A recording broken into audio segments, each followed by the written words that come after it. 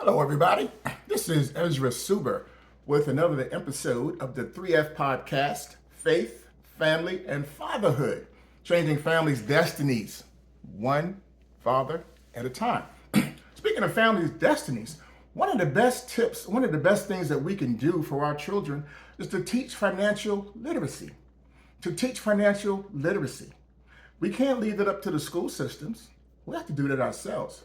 In the great book, Rich Dad, Poor Dad, Robert Kiyosaki said that in wealthy families, money is talked about at the kitchen table. In average families, it's a taboo subject. You don't talk about money.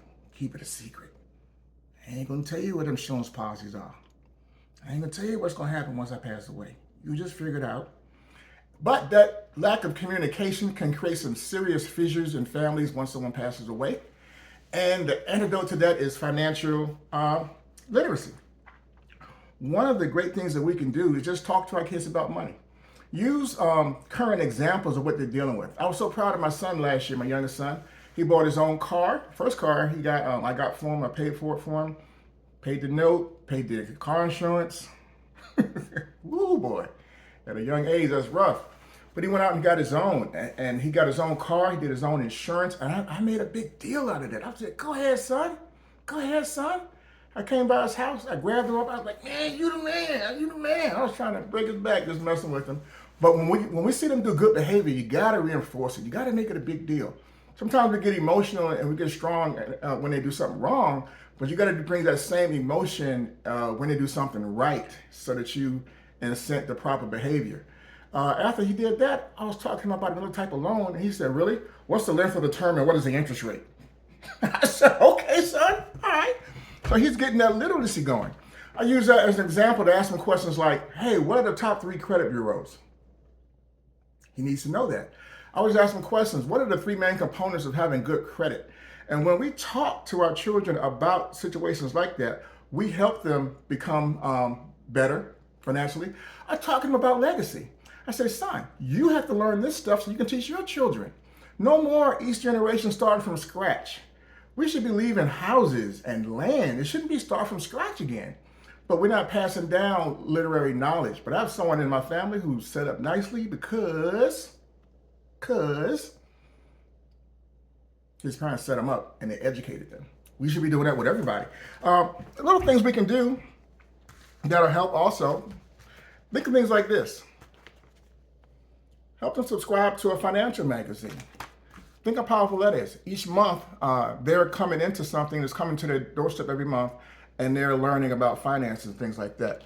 Another thing you can do, get financial flashcards. Listen to this, a certificate documenting the shareholders' ownership in a corporation. Stocks. Look at this right here. A government agency created by Congress to regulate the securities market and protect investors. SEC. Check this out. A market in which prices are falling, encouraging selling. Bear market. So imagine sometimes you're sitting around the kitchen table, instead of playing spades, so I love spades, but we play this. A current medium of exchange in the form of coins and banknotes collectively, money, things like that. All those are things that we can do to help our children become more financially literate. And I think one of the biggest things we can do is sell a vision. Sell a vision. My youngest son is 21. He has a pretty good savings. He's tight as a tick.